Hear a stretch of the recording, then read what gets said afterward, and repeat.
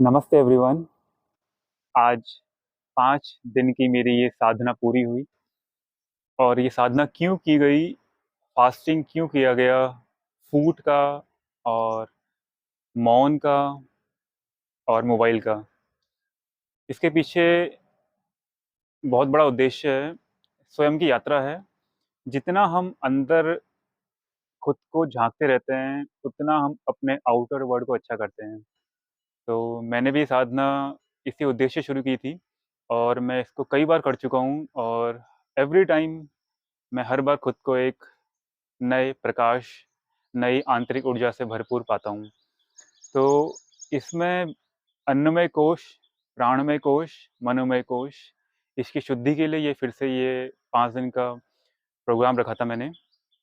और उपवास के थ्रू पूरे शरीर की शुद्धि। जब मौन था, तो मौन शब्द बेसिकली हमारे 2 तरीके से होते हैं, विचारों के रूप में और आवाज़ों के रूप में। तो आवाज़ बंद थी और कोशिश की गई कि विचारों में भी शून्यता लाई जाए। और इस तरीके से मोबाइल को भी ऑफ रखा गया सो दैट कुछ भी ऐसी चीज़ जो मेंटली डिस्टर्ब करे या इस प्रोग्राम में डिस्ट्रैक्शन लाए, तो उसको मैंने दूर रखा था। तो इसमें मैंने क्या चीज़ पाई, एक आपने सुना होगा डोज़ केमिकल, जो हमारे हैप्पी हार्मोन्स होते हैं।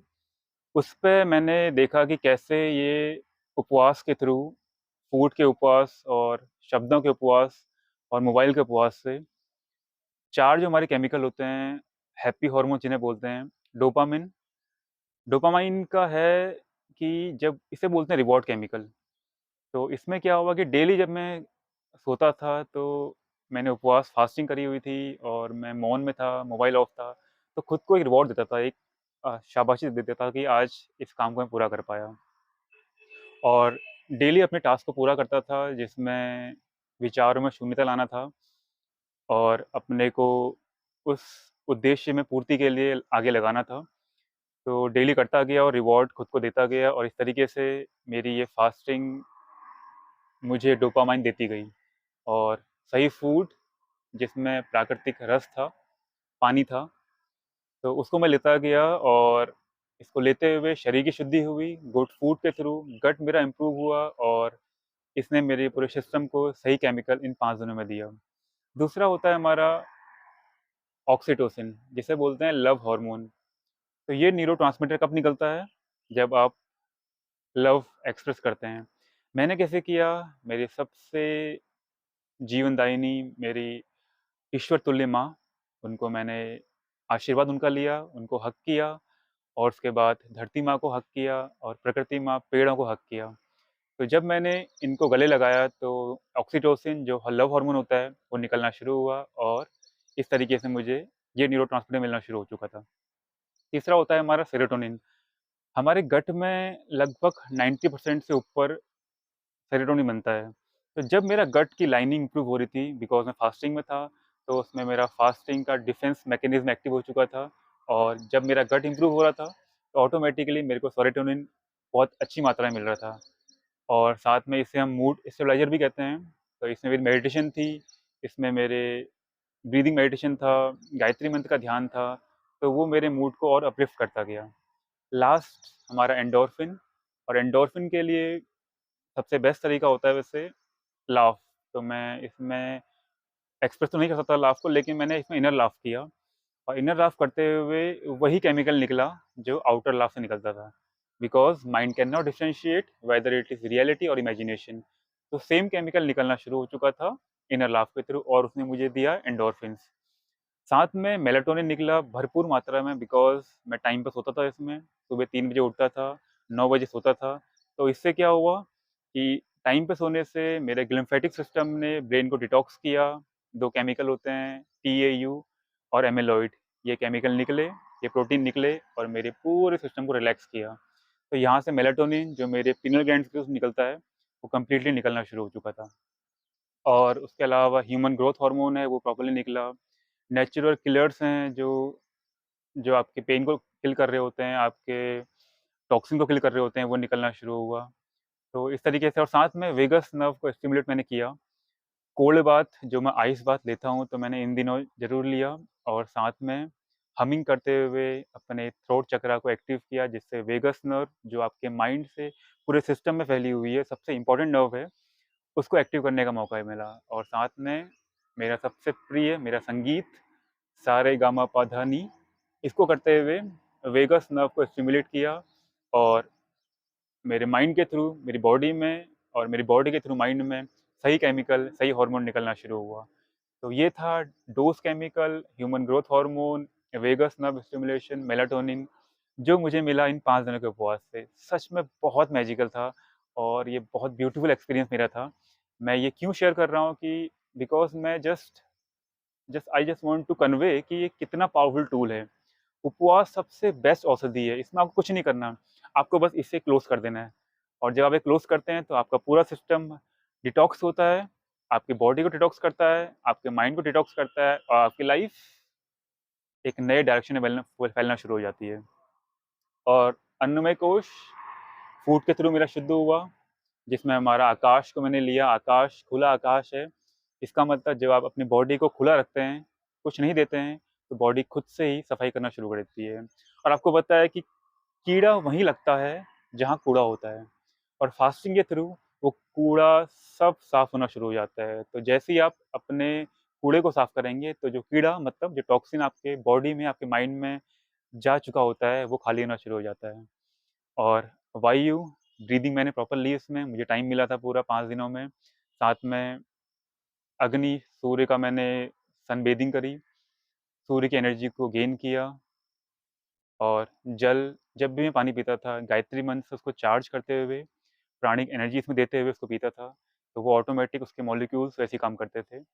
और साथ में पृथ्वी तत्व, जब मैंने धरती माँ को स्पर्श किया, पेड़ों को मैंने हग किया, तो वो ऑटोमेटिक मुझे पृथ्वी की जो इलेक्ट्रॉन्स हैं मुझे मिलना शुरू हो गए। तो इस तरीके से 5 तत्वों का मेरा बैलेंस हुआ अन्नमय कोश इस 5 दिन साधना में। और प्राणमय कोश, गायत्री मंत्र से बेस्ट टूल मुझे कभी नहीं लगता कुछ, वैसे बहुत सारी चीज़ें हैं। तो गायत्री मंत्र जब मैं चैंटिंग करना शुरू करता हूँ, तो ऑटोमेटिक 24 ग्रंथियाँ उस मंत्र के उच्चारण से जागृत होना शुरू हो जाती हैं और वो आपके शक्ति केंद्रों को जागृत करती है और आपके मेन टूल प्राणमय कोश की वृद्धि करती है। और अगर आपके शरीर में प्राण ऊर्जा बढ़ रही होगी, तो ऑटोमेटिक आपकी जीवनी शक्ति सारे टॉक्सिन्स को, सारे लो एनर्जी वाली चीज़ों को हटाना शुरू कर देगी। इसमें काफ़ी रिसर्च भी हो चुकी है ऑलरेडी। और इसी के बेस में बोलना चाहूँगा, प्राणिक एनर्जी बनाने के लिए आप ब्रीदिंग करें, ब्रीदिंग एक टूल है, बट साथ में गायत्री मंत्र का सहारा ज़रूर लें, बहुत मैजिकल मंत्र है।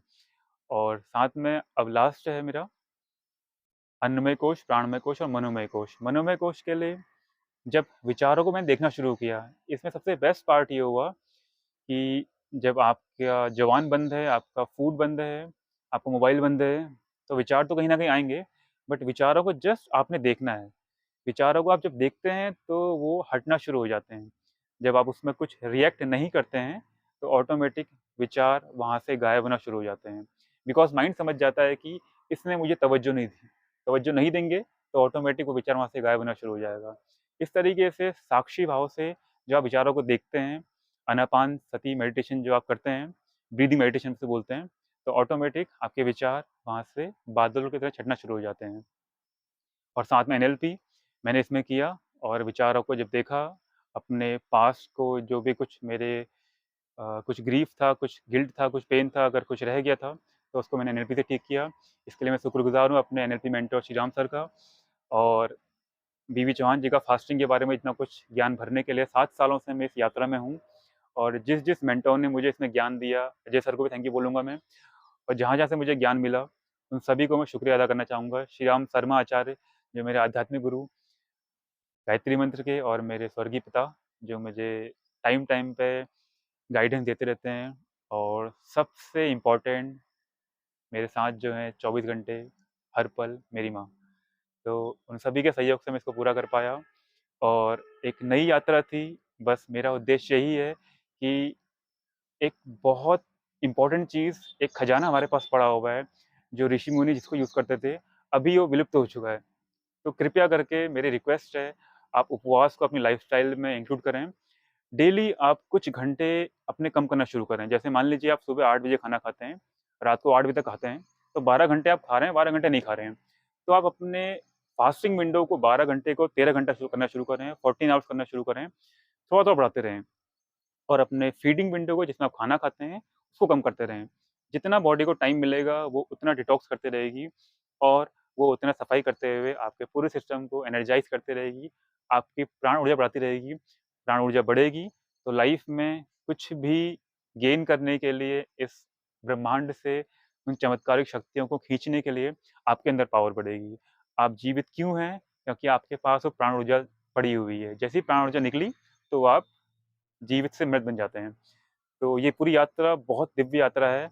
आप भी इसका स्वाद ज़रूर चखें। साथ में मौन, सुबह के टाइम पे 90 मिनट्स आप मोबाइल को ना देखें, मौन रहें और अपने को खुद को समय दें। इसे बोल सकते हैं आप मी टाइम, जिसमें आप खुद को टाइम देंगे। और साथ में एक और चीज़, नींद पूरी करनी बहुत इम्पोर्टेंट है। मैंने इसमें जाना कि जब आप टाइम पे सोते हैं तो मेलाटोनिन निकलता है और आपकी पूरी बॉडी को चार्ज करता है। तो बॉडी चार्ज होगी तो इसका यूज़ कर पाएँगे। आपका मोबाइल अगर डिस्चार्ज होगा तो इसका यूज़ नहीं कर पाएँगे, उसमें फ़ोटोज़ क्लिक नहीं कर पाएँगे लाइफ़ के रिगार्डिंग। तो यही मेरा संदेश है, इसको आप कृपया फ़ॉलो करें और लाइफ़ को एक मैजिकल वे में ट्रांसफ़ॉर्म होते हुए खुद को करें, उसके बाद कंट्रीब्यूट करते रहें। जीवन का एक ही उद्देश्य है, ग्रोथ, सेल्फ ग्रोथ और कंट्रीब्यूशन। जितना आप लोगों की लाइफ़ में वैल्यूएट करते रहेंगे, उतना आपको इस यात्रा में नए-नए चमत्कार, नई-नई दिशा मिलती रहेगी। इन्हीं शब्दों के साथ, गायत्री मंत्र के साथ मैं इसे विराम देना चाहूँगा और मेरी रिक्वेस्ट है 90 मिनट्स सुबह के टाइम पे आप मोबाइल को ना देखें उठने के बाद। कोशिश करें सुबह जल्दी उठने की, ब्रह्म मुहूर्त में उठने की कोशिश करें और अपने को समय दें उस समय और साथ में मौन रहें। और एक और चीज़, उपवास को ज़रूर अपनी डाइट में, अपने सिस्टम में, अपने जीवन शैली में इंक्लूड करें और डाइट को आप फीडिंग विंडो को कम करते रहें, जिसमें आप खाना खाते हैं और जिसमें आप खाना नहीं खाते हैं, उसको बढ़ाते रहें आप। चमत्कारिक रूप में आपको शक्तियों का आभास होगा और ये जीवन क्यों मिला है, इसका परम उद्देश्य जानने का मौका मिलेगा। ॐ भूर्भुवः स्वः तत्सवितुर्वरेण्यं भर्गो देवस्य धीमहि धियो यो नः प्रचोदयात्।